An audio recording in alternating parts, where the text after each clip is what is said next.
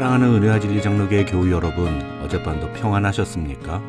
오늘도 예수께 모든 삶에 관심을 집중하며 주님이 기뻐하시는 믿음의 삶을 살아가는 저와 여러분이 되시기를 주님의 이름으로 축원합니다.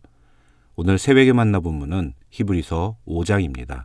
히브리서 5장 1절로 14절을 제가 읽어드리겠습니다. 대제사장마다 사람 가운데서 택한 자이므로 하나님께 속한 일에 사람을 위하여 예물과 속죄하는 제사를 드리게 하나니, 그가 무식하고 미혹된 자를 능히 용납할 수 있는 것은 자기도 연약에 휩싸여 있음이라. 그러므로 백성을 위하여 속죄제를 드림과 같이 또한 자신을 위하여도 드리는 것이 마땅하니라.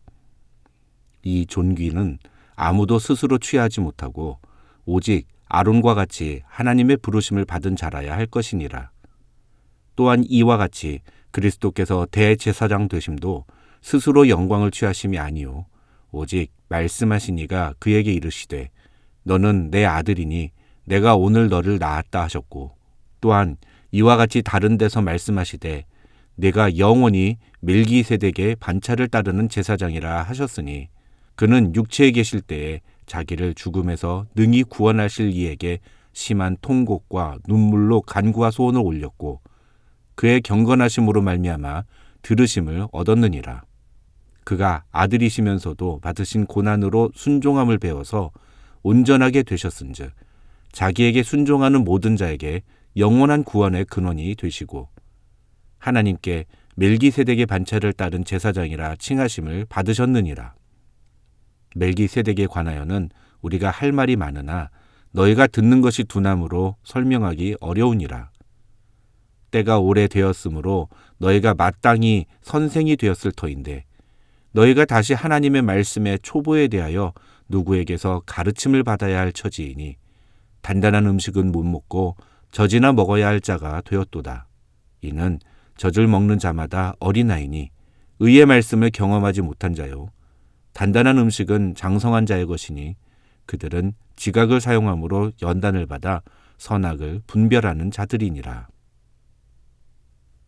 오늘 본문인 히브리서 5장은 1절로 11절과 12절로 14절 이렇게 두 부분으로 나눌 수 있습니다. 먼저 1절로 11절은 히브리서 저자가 예수님의 그리스도 되심을 증명하기 위해 레위인 제사장과 예수 그리스도를 비교하는 내용이라고 할 수 있습니다. 오늘 본문에서 히브리서 저자는 제사장이 갖추어야 할 자격에 대해서 이야기를 하면서 예수님의 제사장 되심을 설명합니다. 먼저 제사장은 레위인들 중에 하나님께서 택하신 사람에게만 주어지는 직분이었습니다.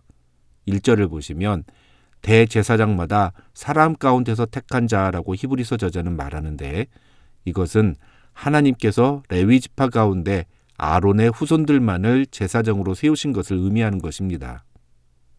그 다음 2절을 보시면 그가 무식하고 미혹된 자를 능히 용납할 수 있는 것은 자기도 연약에 휩싸여 있음이라고 히브리서 저자는 말합니다. 이것은 아무리 하나님에 의해 선택된 대제사장이라 할지라도 그 역시 인간이기 때문에 자신의 죄를 용서받기 위해 하나님께 나오는 자들에 대한 긍휼한 마음과 동정심을 가지고 있어야 한다는 뜻입니다. 마지막으로 3절을 보시면 제사장은 비록 하나님께 인간의 죄를 대신 사해달라고 구하는 제사를 드리지만 그 자신도 죄를 짓는 인간이기 때문에 그 자신의 죄를 사해달라는 제사를 드릴 필요가 있다고 히브리서 저자는 말합니다. 이것은 제사장의 자격이라기보다는 한계에 가까운 내용이라고 할 수 있습니다. 다시 말해서 레위인 대제사장은 무언가 그 자신이 대단하거나 혹은 특별해서 그런 직무를 담당하는 게 아니라 그냥 하나님이 그 사람에게 그 직무를 맡기셨기 때문에 감당하는 것뿐이라는 겁니다. 그러나 그럼에도 불구하고 인간은 자기 마음대로 제사장이 될 수 없었습니다. 이 제사장의 직분은 오직 아론과 같이 하나님의 부르심을 받은 자만이 감당할 수 있다고 히브리서 저자는 4절에서 이야기합니다. 이렇게 인간 대제사장에 대해 설명한 히브리서의 저자는 이제 5절부터 우리의 대제사장 되신 예수 그리스도에 대해서 설명합니다. 먼저 5절에서 히브리서 저자는 예수 그리스도께서 대제사장이 되심 또한 스스로 자신이 그 직분을 주장하신 것이 아니라 하나님께서 예수 그리스도께 대제사장의 직무를 맡기셨다고 주장합니다. 그러면서 오직 말씀하신 이가 그에게 이르시되 너는 내 아들이니 내가 오늘 너를 낳았다 하셨다고 말합니다.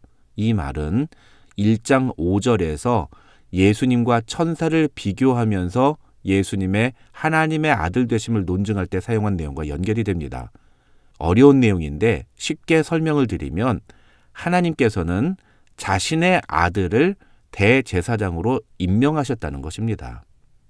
그러면서 6절에서는 또한 이와 같이 다른 데서 말씀하시되 네가 영원히 멜기세덱의 반차를 따르는 제사장이라 하셨다고 말합니다. 이 말은 시편 110편 4절의 예언을 인용한 것입니다. 그런데 이 표현은 사실 신학적으로 굉장히 중요한 표현입니다. 이것도 쉽게만 설명을 드리면 이 멜기세덱이란 사람은 왕과 제사장의 직무를 동시에 감당할 것으로 예언된 사람인데 예수님은 멜기세덱과 같이 하나님이 선택하신 특별한 대제사장이라는 것입니다. 사실 목사인 저도 이 내용을 정확하게 이해하기까지는 상당히 많은 시간이 걸렸습니다. 그래서 성도 여러분들께서도 아마 이 내용이 무엇인지 정확하게 이해하기 어려우실 것입니다. 그런데 재미있는 것은 당시 히브리인들조차도 이 멜기세덱의 반차를 따른다는 것이 무엇인지를 제대로 이해하지 못했다는 것입니다.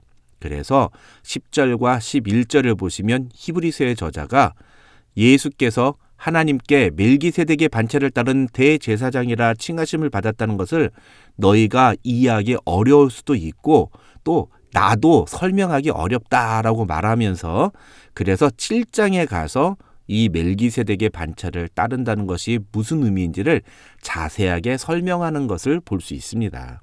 그래서 우리도 이 표현의 의미는 이 정도로만 정리하고 넘어가고 자세한 내용은 내일 모레 7장을 다룰 때 다시 설명을 드리도록 하겠습니다. 그 다음 7절로 9절에서 히브리서의 저자가 이야기하는 것은 하나님의 아들이신 예수님이 대제사장의 직무를 어떻게 감당하셨는가입니다.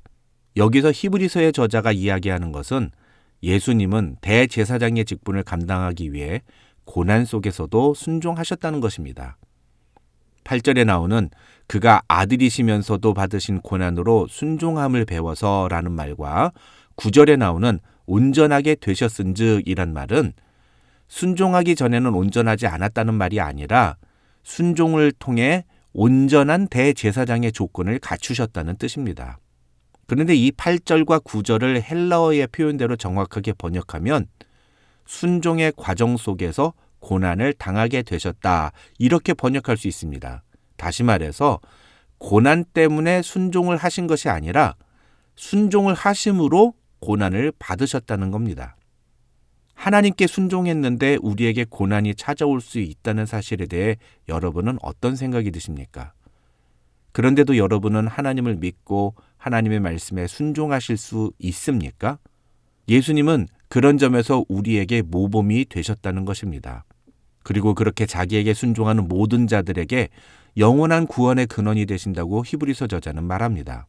이 말은 예수께서 고난과 죽음의 자리에까지 순종하신 것처럼 그를 따르는 자들도 그러한 순종을 해야 함을 의미합니다. 믿음은 곧 우리에게 철저한 순종을 요구한다 이렇게 말할 수 있습니다. 아니, 그리스도인에게 있어서 믿음이 있다는 말은 그가 예수께 순종한다는 말과 같은 의미라고 할 수 있습니다.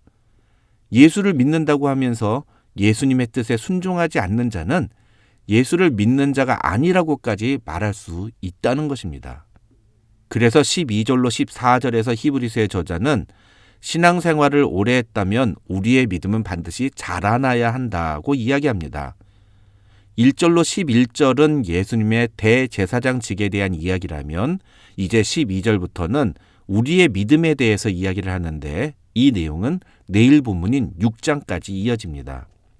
그렇다면 히브리서 저자는 예수님의 제사장직에 대해 이야기하다가 갑자기 왜 우리의 믿음에 대해서 이야기를 하는 걸까요? 간단하게만 말씀을 드리면 이런 내용을 제대로 알지 못한, 그래서 믿음이 견고하지 못했던 로마 교회 교인들은 결국 믿음이 흔들리고 믿음에서 멀어져서 유대교로 돌아가는 사람들이 나왔기 때문입니다.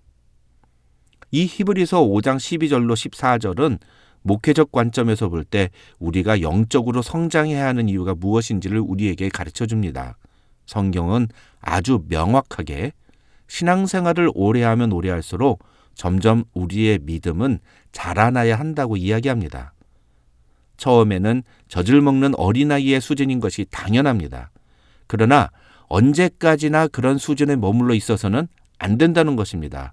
나이가 먹어감에 따라 우리는 젖이 아니라 단단한 음식을 먹음으로써 여러 가지 균형 잡힌 영양소를 섭취해야 합니다.